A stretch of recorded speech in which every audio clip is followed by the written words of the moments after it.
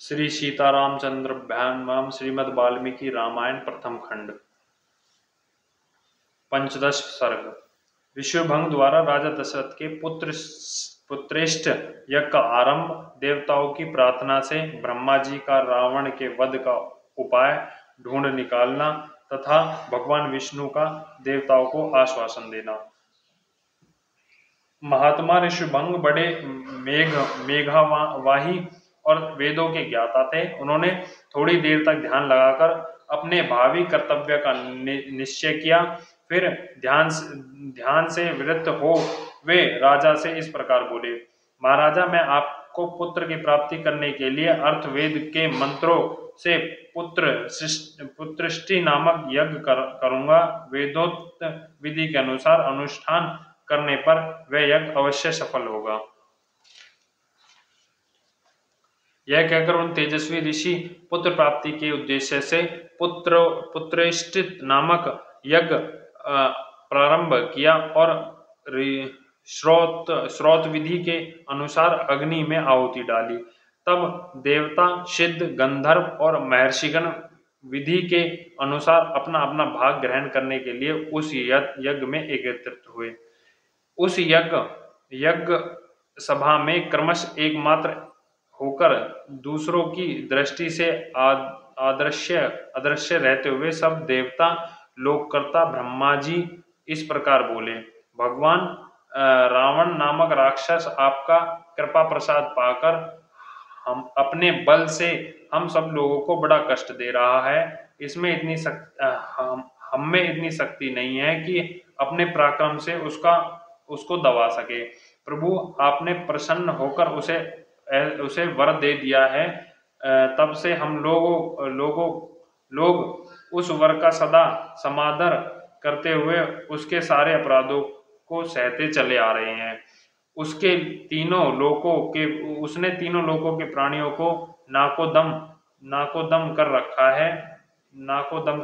है। वह दुष्टात्मा जिसको कुछ ऊंची स्थिति में देखता है उसी के साथ द्वेष करने लगता है। देवराज इंद्र को परास्त करने की अभिलाषा रखता है। आपके वरदान से मोहित होकर वह बड़ा उद्दंड हो गया है। ऋषियों, यज्ञों, गंधर्वों, असुरों तथा ब्राह्मणों को पीड़ा दे रहा है। उसका अपमान करता फिरता है। सूर्य उसको ताप नहीं पहुंचा सकते। वायु उसके पास जोर से नहीं चलती तथा जिसकी उताल तरंगे सदा ऊपर नीचे होती रहती है, वह समुद्र भी रावण को देखकर भय के मारे स्तंभ सा हो जाता है। उससे का कंपन नहीं होता।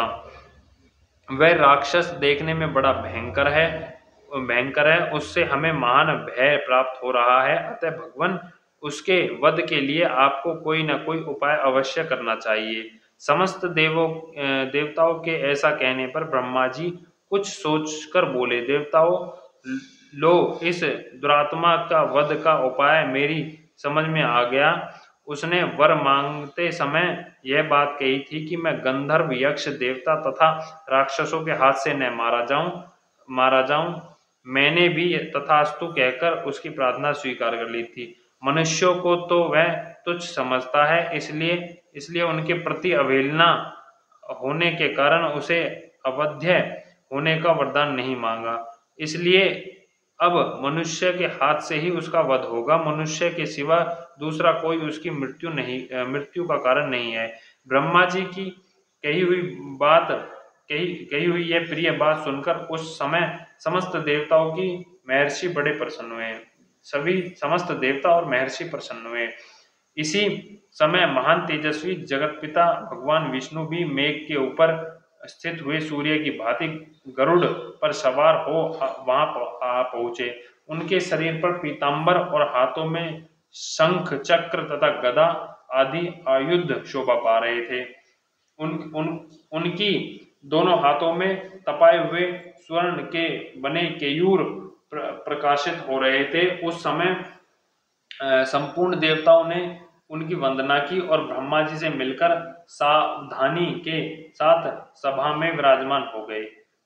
तब समस्त देवताओं ने विनीत भाव से उनकी स्तुति करके कहा, सर्वव्यापी परमेश्वर, हम तीनों लोकों के हित की कामना से आपके ऊपर एक महान कार्यभार दे रहे हैं। प्रभु, अयोध्या के राजा दशरथ, धर्मराज, उदार तथा महर्षियों के समान तेजस्वी उनके 3 रानियां हैं, जो हिंग, श्री और कीर्ति इन तीनों देवियों के समान हैं। विष्णुदेव, आप अपने 4 स्वरूप बनाकर राजा की उन तीनों रानियों के गर्भ में पुत्र रूप में अवतार ग्रहण कीजिए। इस प्रकार मनुष्य रूप में प्रकट होकर आप संसार के लिए प्रबल कंठ कृपु रूप रावण को जो देवताओं के लिए अवध्य है, समर भूमि में मार डालिए। वह मूर्ख राक्षस रावण अपने बढ़े हुए पराक्रम से देवता, गंधर्व, सिद्ध तथा श्रेष्ठ महर्षियों को बहुत कष्ट दे रहा है।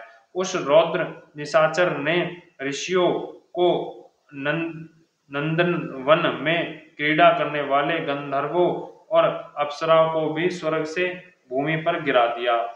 इसलिए मुनियों सहित हम सब सिद्ध, गंधर्व, यक्ष तथा देवता उनके वध के लिए आपकी शरण में आए हैं।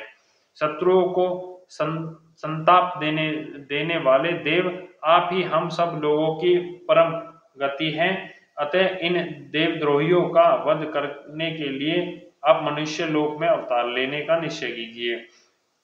उनके इस प्रकार स्तुति करने पर सर्वलोक वंदित हो देव परवश देवादिदेव भगवान विष्णु ने वहां एकत्रित हुए सभी समस्त ब्राह्मण तथा धर्मपरायण देवताओं से कहा, देवगण, तुम्हारा कल्याण हो, तुम भय को त्याग दो। मैं तुम्हारे हित करने के लिए रावण को पुत्र, पौत्र, आत्म्य, मंत्री और बंधुओं सहित युद्ध में मार डालूंगा। देवताओं तथा ऋषियों को भय देने वाले उस क्रूर एवं दुर्धर्ष राक्षस का नाश करके मैं 11,000 वर्षों तक इस पृथ्वी का पालन करता हुआ मनुष्य लोक में निवास करूंगा। देवताओं को ऐसा वर देकर मनस्वी भगवान विष्णु मनुष्य लोक में पहले अपनी जन्मभूमि के संबंध में विचार किया। उसके बाद कमल नयन श्री हरि ने अपने को 4 रूपों में प्रकट करके राजा दशरथ को पिता बनाने का निश्चय किया। तब देवता, ऋषि, गंधर्व, रुद्र तथा अप्सराओं ने दिव्य स्तुतियों के द्वारा भगवान मधुसूदन का स्तुति किया। क्या वे कहने लगे, प्रभु, रावण द्वारा उद्दंड है। रावण बड़ा उद्दंड है, उसका तेज अत्यंत उग्र है और घमंड बहुत बड़ा चढ़ा है। वह देवराज इंद्र से सदा द्वेष रखता है, तीनों लोकों को रुलाता है। साधुओं और तपस्वियों जनों के लिए तो वह बहुत बड़ा कंटक है। अतः ताप, शोको, भय देने वाले इस भयानक राक्षस की आप जड़ उखाड़ डालिए। उपेंद्र, सारे जगत को रुलाने वाले उस उग्र पराक्रमी रावण को सेना और बंधुओं सहित नष्ट करके अपनी स्वाभाविक निश्चिंत के साथ अपने ही द्वारा सुरक्षित उस चित्तंद वैकुंठ धाम में आ जाइए, जिसे राग, द्वेष आदि दोषों का कलुष कभी छू नहीं पाता। इसी प्रकार श्रीमद् वाल्मीकि निर्मित अर्ष रामायण आदि काव्य के बालखंड में 15वां सर्ग पूरा हुआ। बोल श्यापति रामचंद्र की जय, हनुमान जी की जय, श्रीपति रामचंद्र की जय, बालाजी महाराज की जय, भरत शत्रुघ्न भगवान की जय, लक्ष्मण भगवान की जय। जय श्यापति रामचंद्र की जय हो, जय हो।